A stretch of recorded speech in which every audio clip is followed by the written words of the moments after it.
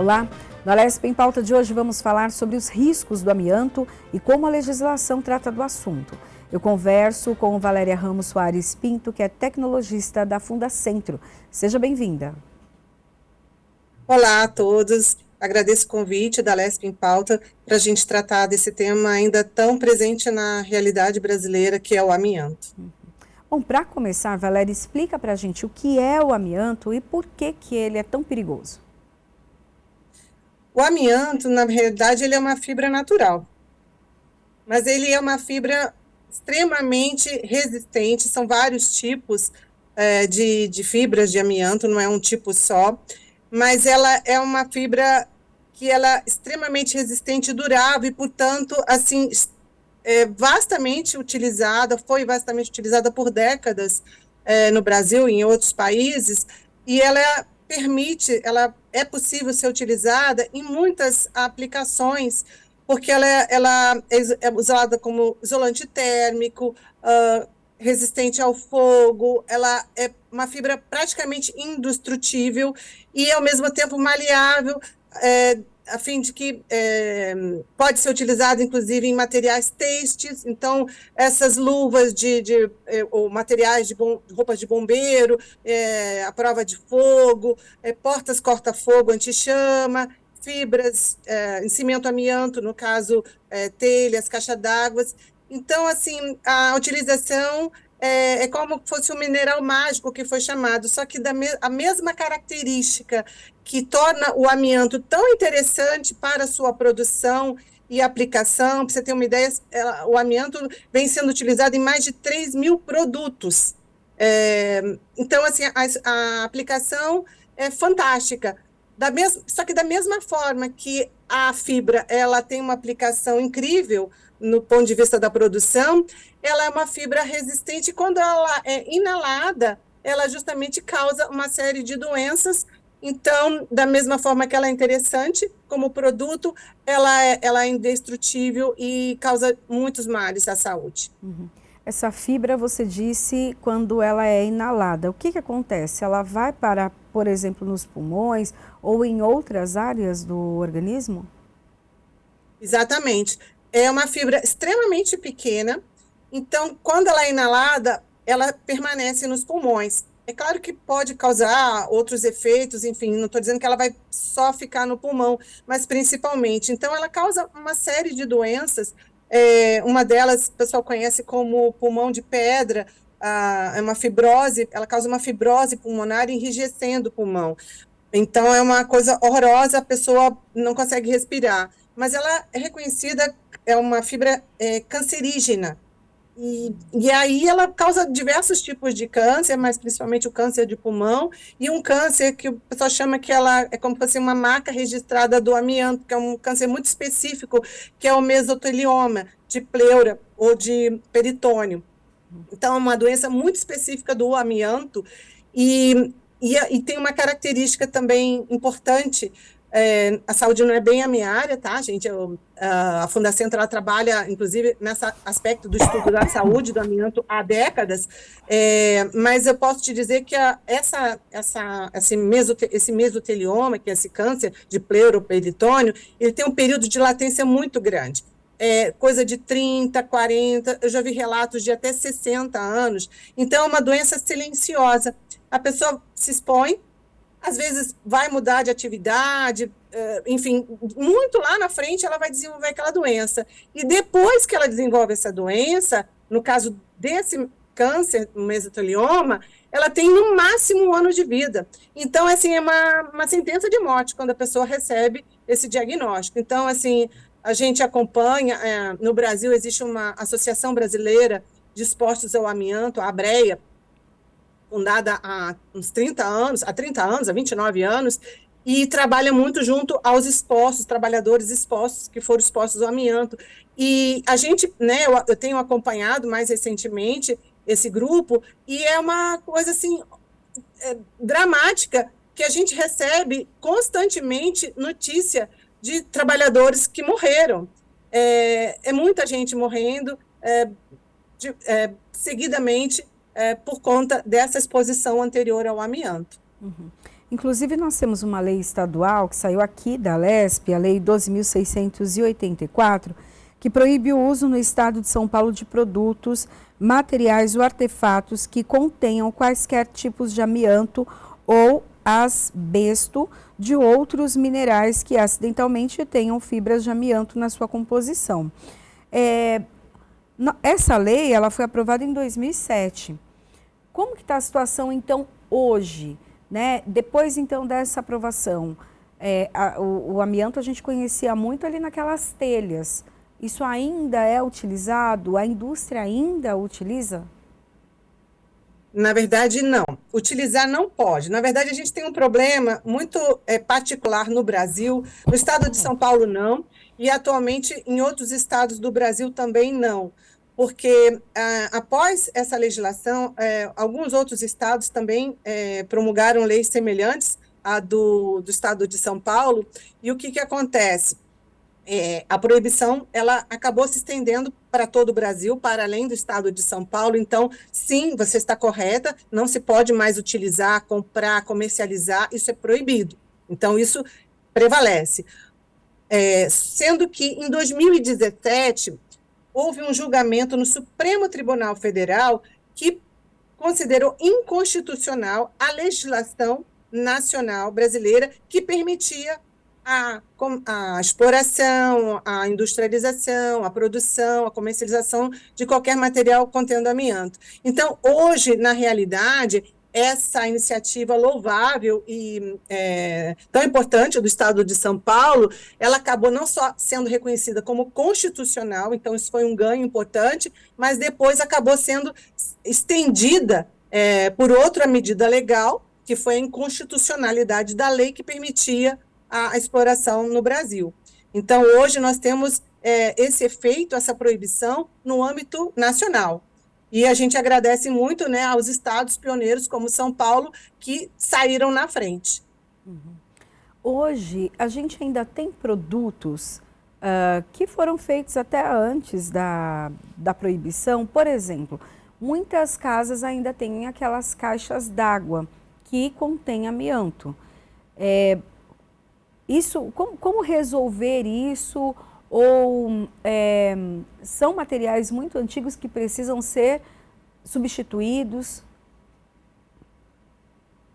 Priscila, você tocou num assunto importantíssimo. Inclusive, na Fundacentro, desde 2019, nós começamos com um projeto para tratar do que se chama desamiantagem, justamente para discutir a questão da remoção desses materiais contendo amianto. E você observou muito bem, no Brasil, a maior parte dos materiais contendo amianto foram utilizados, são de fibrocimento. Então, nós temos, fundamentalmente, telhas e caixa d'água, mas também tubulações, redes de água, esgoto instaladas. Isso é um grande problema. Por quê? Porque as caixas d'água, por exemplo, muitas já vêm sendo trocadas, porque são materiais antigos, como você bem destacou. Então, eles começam a se degradar. As caixas d'água de cimento amianto, elas são extremamente pesadas. O que acontece? Você hoje encontra até na rede social gente ensinando como retirar a caixa d'água, porque elas são extremamente pesadas. Então, quando a pessoa precisa trocar, ela tem uma dificuldade de remover essa telha, essa caixa d'água que é tão pesada. O que acontece? Você vê gente ensinando a quebrar essa caixa d'água a seco, sem uma máscara, e é uma situação assim, absurda e de um risco extremamente elevado para quem está fazendo e quem estiver no entorno. Por quê? Qual é o problema do fibrocimento? Esse material de telha, caixa d'água, o que seja, ele é uma matriz, vamos dizer assim, de cimento, onde você tem a fibra agregada, na ordem de 13%, 15%, dependendo do material que você tem de fibra. Mas qual o problema? Quando esse material é rompido, ele é lixado, quebrado, cortado, ele justamente libera essa fibra. Então, as pessoas que forem furar, quebrar, telhas, caixa d'água, tubulações, o que seja, ela vai estar exposta a essas fibras. É a situação de maior risco. E muita gente não tem conhecimento justamente desse risco. Então, a gente precisa, hoje, trabalhar fortemente na comunicação de risco e criar condições, ter um grande programa, uma política pública para encaminhamento desse passivo, a gente chama de passivo de materiais contendo amianto instalado. É um passivo enorme. Para você ter uma ideia, Priscila, existe uma estimativa, mas nós não temos assim, esse valor exato, que nós temos hoje no Brasil em torno de pelo menos 7 milhões de toneladas de material contendo amianto instalado. É muita coisa. E Valéria, você comentou que o amianto, então, até você deu o exemplo agora de pessoas que quebram ali a caixa d'água, acabam até respirando, então, essa fibra. Me fala um pouquinho da quantidade. Uma fibra, por mínima que seja, pode já trazer todos esses problemas de saúde que você comentou, ou a exposição precisa ser em grande quantidade? Então, isso é uma questão bastante polêmica, preciso te dizer, porque eu não posso te dizer que uma fibra vai causar uma doença, tá? Porque o amianto é uma fibra natural, mineral, e existe alguma mínima quantidade no ambiente naturalmente, mas extremamente baixa. Ao mesmo tempo, não existe hoje um limite que eu possa te dizer, olha, até esse limite a pessoa pode inalar e está segura. Para você ter uma ideia, no Brasil a gente tem na nossa legislação, que já é bastante, vamos dizer assim, desatualizada em relação a outros países, 2 fibras por centímetro cúbico. A União Europeia tinha 0,1 fibra, e agora baixou 10 vezes, 0,01 fibras por centímetro cúbico, que é o limite de exposição hoje permitido na União Europeia para uma exposição de até 8 horas de trabalho. Então, eu posso te dizer que isso é uma referência. Não posso te dizer que uma fibra é suficiente, né? Mas também não posso dizer, olha, você pode respirar tranquilamente. Quando se fala, na verdade, inclusive na nossa legislação, na NR15 se fala de substância cancerígena, o que se tem como referência é que não existe um limite de exposição seguro. Existe um limite estabelecido pela legislação, chamado limite de tolerância, mas que ele não significa segurança exatamente. Quer dizer, quem estiver exposto àquele limite não tem chance de ter doença. Isso não é verdade. A gente não tem como garantir isso. Então, o que a gente precisa é justamente trabalhar que essa exposição ela ou não exista ou que ela seja o mínimo possível, adotando as diversas medidas que existem de proteção, prevenção da exposição. Uhum. Nós falamos sobre as caixas d'água e aí todos os riscos que ela pode oferecer, no caso, ali quando há quebra ou uma reforma com ela. Como fica a questão da ingestão? Porque se ela está ali envolvendo a água, se com o tempo, a erosão, o desgaste natural do produto, essas fibras elas podem estar em contato com a água e a água acabar sendo consumida pelas pessoas e trazendo alguma doença? Então, essa é uma pergunta que, na verdade, eu não vou conseguir te dar uma resposta a contento, porque, na verdade, existem poucos estudos, até onde eu tenho conhecimento, que tratam do assunto.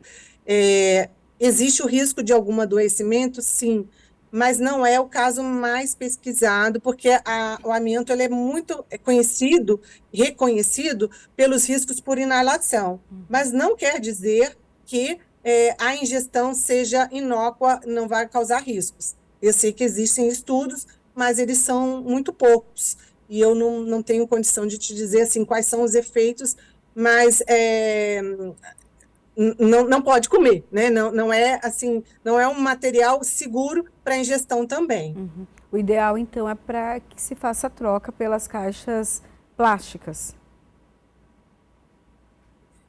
O ideal, exatamente. Sendo que, qual é o perigo da gente fazer essa recomendação? Hoje nós estamos, assim, vamos dizer, entre a cruz e a espada, porque ao mesmo tempo em que a gente deseja, qual é a situação melhor do ponto de vista do risco? Você eliminá-lo. Então, qual é a situação mais confortável e segura para a população? É eliminar toda e qualquer instalação contendo amianto. Mas, inclusive, foi essa questão que motivou o projeto nosso, que nós fizemos na Fundacentro, a partir de 2020, que foi justamente a questão da remoção do amianto, a desamiantagem. Ela é importante, mas ela é complexa e ela precisa ter critérios. Se a gente começa a dizer para as pessoas que elas têm que trocar, as pessoas vão sair trocando, tirando, e a gente não quer que as pessoas façam isso sem o cuidado também. Por quê? É mais seguro, dependendo da situação, você ter uma caixa d'água íntegra no local que ela está instalada, do que sair quebrando, cortando e expondo. E outra questão é o descarte. Nós temos muito pouco material oficialmente descartado adequadamente comparado com passivo.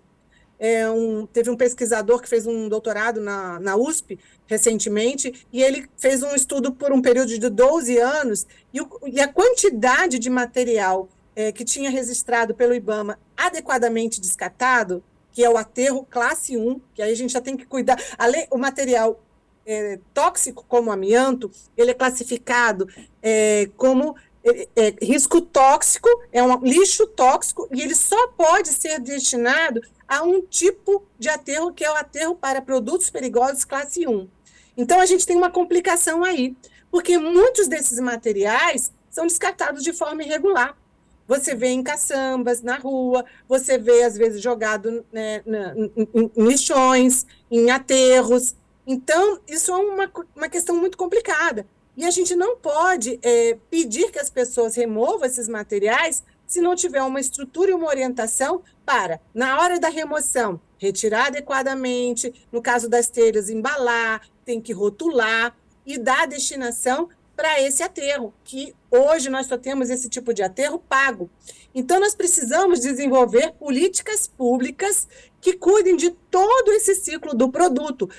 O que a gente precisa, de uma forma muito urgente, no meu entendimento e de outros colegas, é cuidar de cada ponto desse, que nós temos hoje, desses materiais instalados, mapear todos os profissionais e também fazer uma grande campanha de comunicação com a população para que ela não saia nem alarmada retirando tudo, mas também não deixe esse material instalado se ele estiver oferecendo risco. Então, nós precisamos ter estrutura para receber esses materiais e também orientar a forma correta que esses materiais podem e devem ser removidos. Tudo isso tem que ser feito com todo cuidado para que a gente, como se diz, o tiro não saia pela culatra, né? Que a gente crie uma situação de alarmismo e as pessoas acabem se expondo mais do que talvez elas fossem se expor se elas não tomassem a iniciativa imediata de remover esses materiais. Agora, falando um pouco das telhas, ainda a gente vê bastante a utilização desse tipo de material como telha, principalmente as casas mais antigas. Ela pode, por conta do calor, do sol, trazer algum malefício para as pessoas que acabam estando expostas a essas telhas? Então, você tocou num outro ponto importante. Nós temos uma cobertura, uma área, assim, uma cobertura muito grande ainda de telhados por cimento amianto. Isso é um grande complicador. Por quê? Não é exatamente o sol diretamente que vai causar esse efeito que você mencionou, mas sim a intempéries. Por quê? Depois de muitos anos exposta ali, aquelas telhas, elas começam a se degradar.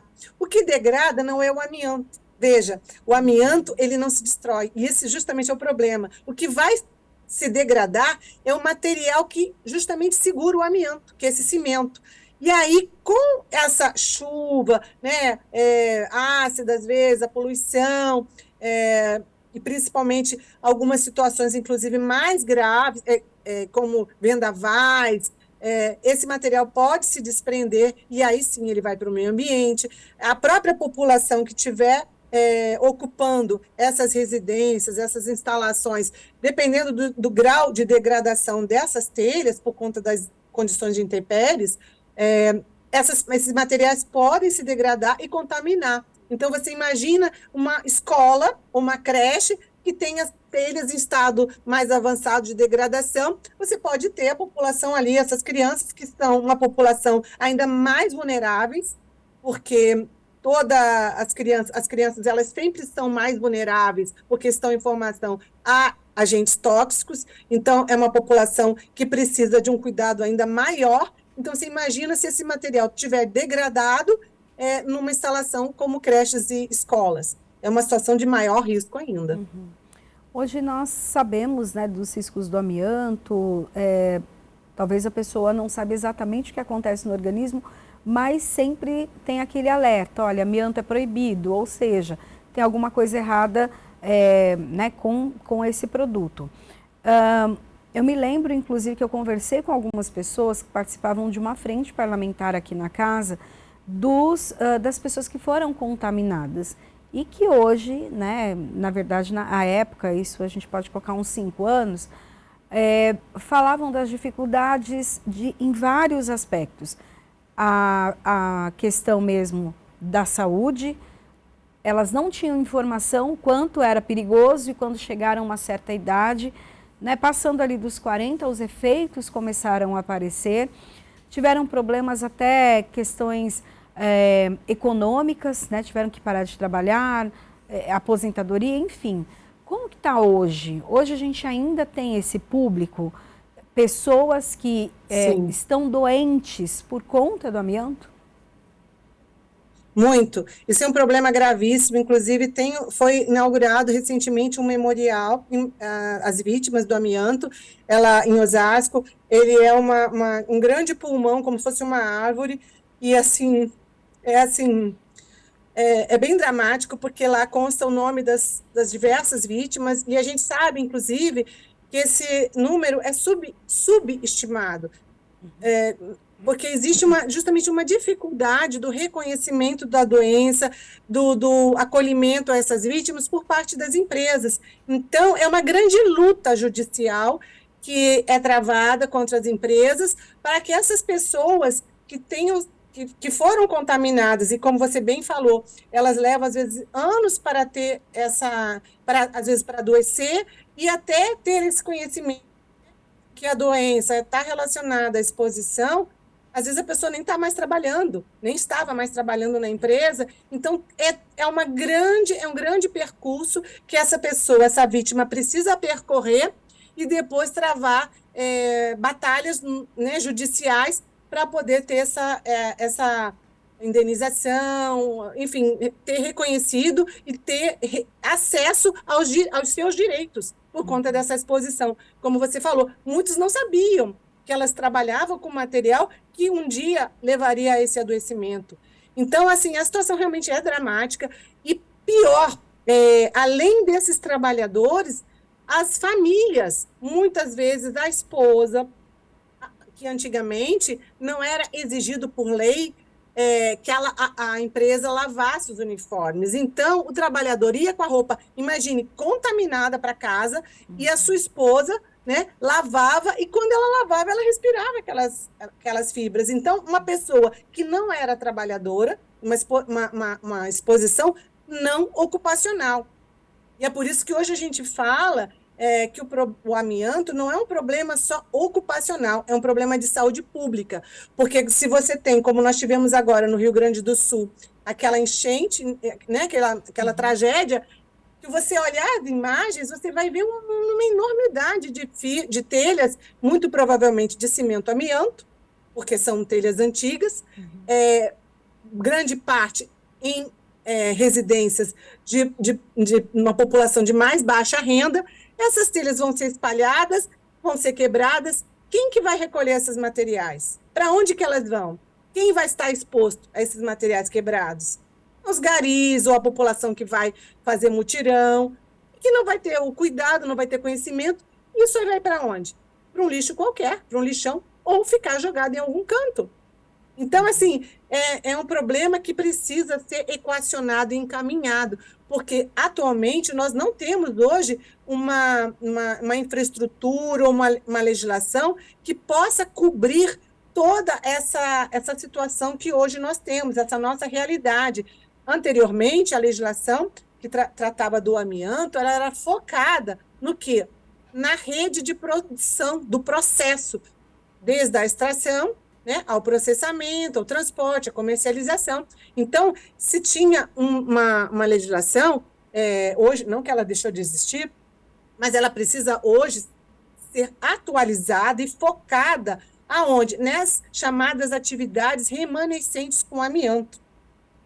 Porque trabalhadores da construção civil que forem fazer reformas ou demolições, ou até encanadores, pintores, que precisam trabalhar em instalações que possam ter amianto, eles muitas vezes vão estar expostos sem um cuidado e sem sequer conhecimento. Então, é preciso hoje fazer um mapeamento e regular todas essas atividades, para que seja garantido que todo e qualquer profissional que precise atuar em instalações que tenham esse tipo de material, esse trabalho seja planejado e sejam adotadas medidas de segurança para prevenir essa exposição. Mas também olhar para a população que não vai estar exposto ocupacionalmente, mas que vai ter essas instalações, crianças, mulheres, enfim, adultos, né, jovens, que vão estar ou nas suas residências, nas escolas, ocupando espaços que contenham esses materiais. Valéria, hoje se fala também da reutilização de alguns produtos, né? A reciclagem. Alguns materiais da construção civil entram nessa parte. Alguns viram ali areia, que pode ser usado de novo para a construção civil. No caso dessas telhas ou da caixa d'água, isso pode ser utilizado, reutilizado, ou, agora como o exemplo que você deu lá do Rio Grande do Sul, na hora que recolherem todo esse material, ele vai para um outro ambiente, ele vai ser manuseado também. Como que fica essa situação? As pessoas podem ser contaminadas, o solo, a água?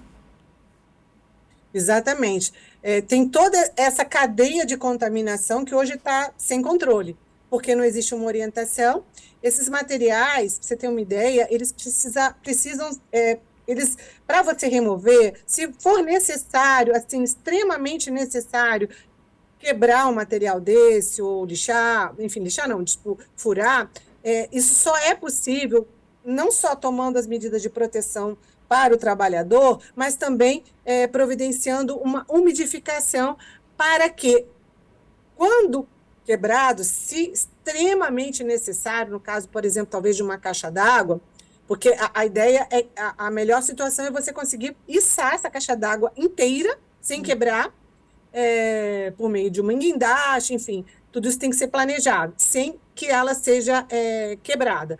Mas vamos supor, tem uma situação que não há como remover aquele material sem quebrar. Você vai umidificar, está protegido, mas umidificar e depois embalar. E somente ele embalado você vai descartar. Então, isso é uma situação. Quando você fala de reaproveitamento, é claro que a gente, do ponto de vista ambiental, a gente pensa na economia circular, na sustentabilidade, em não gerar mais lixo. Isso está perfeito. Só que no caso do amianto, como eu falei, é uma fibra considerada hoje indestrutível. Então, assim, o mineral que era considerado mágico, hoje ela é chamada de fibra assassina. Por quê? Porque ela é indestrutível. Da mesma forma que o produto ele tem uma grande durabilidade e aplicação, no caso da fibra, porque ela é muito versátil, ela não se destrói dentro do organismo e causa tantas doenças. Então, não se tem hoje no Brasil, vou te dizer que existem até pesquisas na União Europeia e em outros países, pensando em como destruir essa fibra ou criar algum processo que ela possa ser modificada de tal forma que possa até vir a ser reutilizada. Eu já li, existem estudos sobre isso. mas não é ainda uma realidade. A fibra de amianto, hoje, ela só pode ter uma destinação no Brasil e em muitos outros países, que é o aterro classe 1. Não é possível esse tipo de reaproveitamento para esse material. E aí Pode ser que lá na frente um dia seja. A gente entra num outro problema, né, que é a questão do descarte. Outro dia eu gravei um programa aqui que falava sobre a responsabilidade, até de quem contrata, por exemplo, uma caçamba para a destinação correta. E que muitas vezes as pessoas não se importam com isso. E esse material é descartado em qualquer lugar, sem ter ali uma fiscalização. Como que está essa questão? Vocês conseguem acompanhar ou ter informações se realmente o descarte desse tipo de material, que é perigoso, vai para o lugar certo? Então, isso é uma outra questão. Você tocou num assunto importante, que é justamente a falta de fiscalização. Hoje nós não temos uma estrutura que dê conta de fiscalizar essas atividades. Nós sabemos que existem os serviços especializados para recolhimento e destinação final desses materiais, mas é muito mais caro. Então, até onde nós temos conhecimento, um pequeno empreiteiro ou dono de uma residência que vai descartar, ele não vai contratar, né, a não ser que ele seja uma pessoa muito consciente, tenha recursos, um serviço adequado. Isso não é uma situação assim acessível para a população de um modo geral em comum, e nem e só as empresas maiores hoje talvez tenham condições. E aí tem toda uma responsabilidade, porque isso é uma exigência legal, sim, eles têm obrigação legal de dar essa destinação. Então, a lei não permite o descarte em outra forma, em outro tipo de caçamba, ele tem que contratar aquele serviço específico, mas até mesmo esses serviços, hoje, eles recebem em caçambas abertas. Algumas... Eu vou te dar um exemplo aqui de Florianópolis, que eu conheço melhor, então eu falo aqui de Florianópolis, eu sou da Fundacentro de Santa Catarina, do estado de Santa Catarina, e moro em Florianópolis. Nós temos a empresa Concap, que é a empresa ligada à prefeitura, justamente que hoje, a partir de uma legislação de 2019, que baniu no município de Florianópolis o amianto, e também obrigou, né, a lei estabelece uma questão até que é revolucionária no Brasil, a primeira lei nacional que exige a remoção dos materiais contendo amianto de instalações, sejam da administração direta ou indireta do município. Então, e foi até a partir dessa lei que nós começamos com esse projeto sobre desamiantagem, porque nós queríamos trabalhar justamente nas boas práticas de remoção desses materiais. Então, essa legislação, ela obriga que a Concap, que é essa empresa municipal, receba até 100 metros quadrados de material contendo amianto, assim, um indivíduo, enfim, uma empresa, ela pode descartar até 100 metros quadrados. Acima disso, o serviço contratado tem que ser particular. Então, hoje você tem, vamos dizer, esse serviço gratuito, por exemplo, aqui no município, para receber esses materiais. Mas não é uma questão fácil e nem todos os municípios têm essa estrutura. Então, a pessoa que tem esse material que precisa descartar, ela precisaria pagar. E isso é um problema público que precisa ser criada uma infraestrutura no âmbito de todos os municípios para receber esses materiais. Para quê? Para justamente evitar que, sem acesso, essas pessoas descartem em qualquer lugar. Quais as outras ações que a Fundacentro faz em prol ali, né, da retirada do amianto? Você comentou, né, sobre essa substituição de produtos. Fala um pouco para a gente, então, de outras ações também. Na verdade, assim, a Fundacentro, nosso trabalho é de pesquisa voltada para a segurança e saúde do trabalho, difusão de conhecimento. O que nós temos trabalhado bastante é justamente em discutir com tanto o legislativo quanto outros órgãos do executivo, e atualmente nós estamos, e temos trabalhado também com o pessoal da Breia. A Fernanda Janazzi é uma grande referência para a gente, porque ela está há décadas nessa luta pelo banimento do amianto, com certeza atuou na legislação aí em São Paulo, acredito que vocês conheçam a Fernanda Janazzi, e outros parceiros, para que justamente a gente consiga evoluir em políticas públicas voltadas para isso. Porque é preciso que os órgãos ambientais, os órgãos da saúde, façam o monitoramento dessa população, no caso dos trabalhadores, mas tenham atenção para essa população que pode ter uma exposição não ocupacional e a capacidade de reconhecer uma doença que é típica do amianto. Eu tive da Secretaria de Saúde aqui, um relato que uma jovem, não tinha 20 anos, apareceu com mesotelioma. Ora, como que uma pessoa jovem pode ter uma doença típica do amianto sem ter tido uma atividade? Então, é preciso descobrir, pesquisar, investigar que tipo de exposição. Então, essa é uma parte. Essa população exposta precisa ter uma vigilância de saúde. Nós temos que ter uma legislação atualizada, existe um projeto de lei tramitando para tratar de chamadas atividades remanescentes do amianto. E nós temos também conversado com o pessoal do Ministério Público do Trabalho, que também tem, né, atuado muito nessa questão. Então, nós temos trabalhado assim com as diversas parcerias, porque é preciso o envolvimento de diversos atores nas diversas esferas, municipal, estadual e federal. Então, para você ter uma ideia, no próximo dia 30 de julho, agora, na terça-feira, nós vamos ter um seminário que vai ser transmitido ao vivo, e nesse seminário nós estamos organizando, nós da Fundacentro, junto com a Breia, junto com o Centro de Vigilância em Saúde do Estado de São Paulo, justamente, e esse evento vai acontecer presencialmente na Fundacentro, no Centro Técnico Nacional, que fica ali em Pinheiro, na Rua Capote Valente 710, mas também vai ser transmitido pelo canal do YouTube da Fundacentro.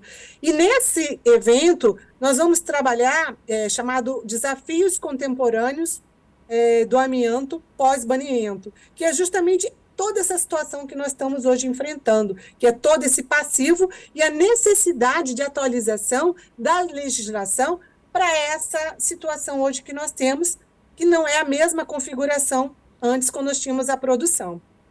Então, nós temos diversos palestrantes, temos gente do Legislativo, do Ministério Público do Trabalho, do Sindicato da Construção, patronal.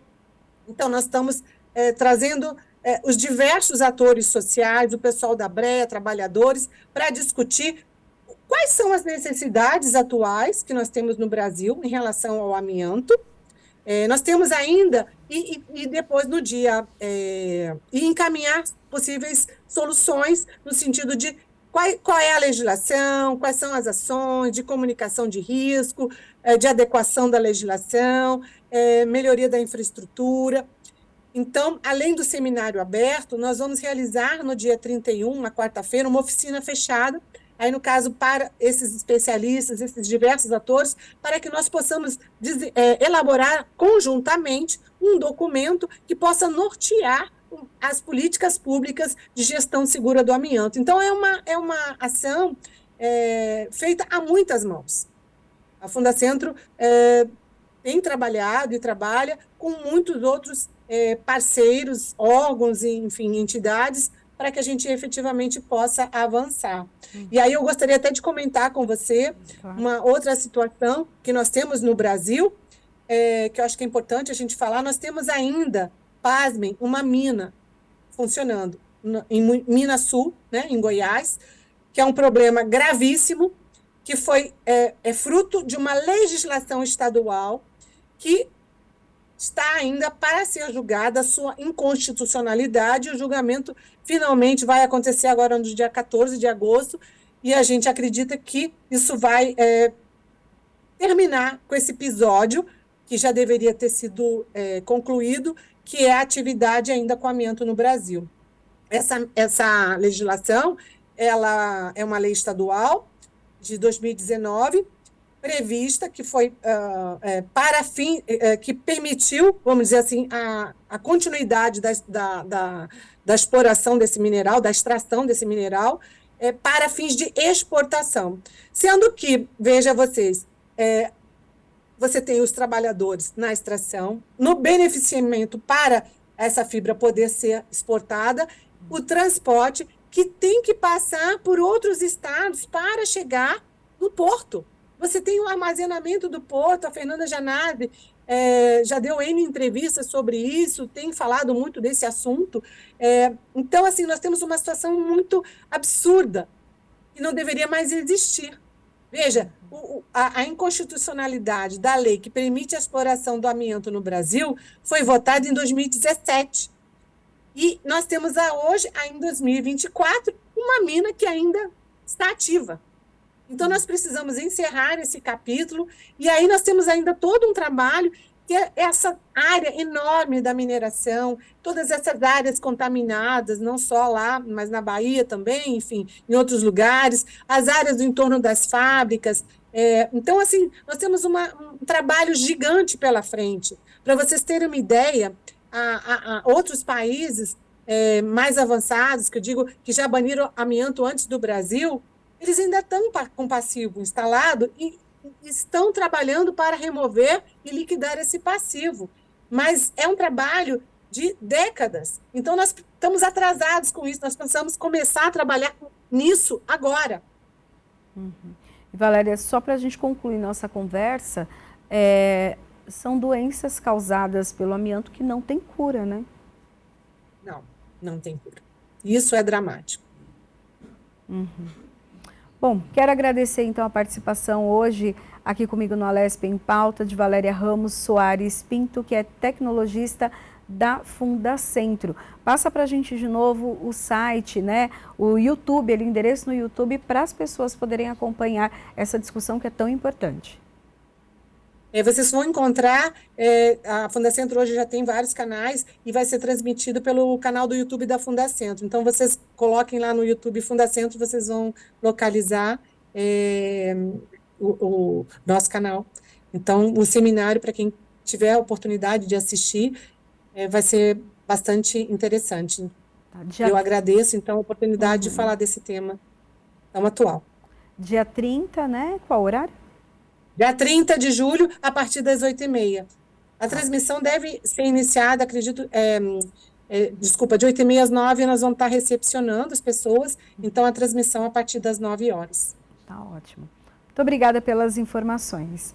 O Alesp em Pauta fica por aqui, a gente se encontra na programação da Rede Alesp. Até o próximo programa. Tchau, tchau.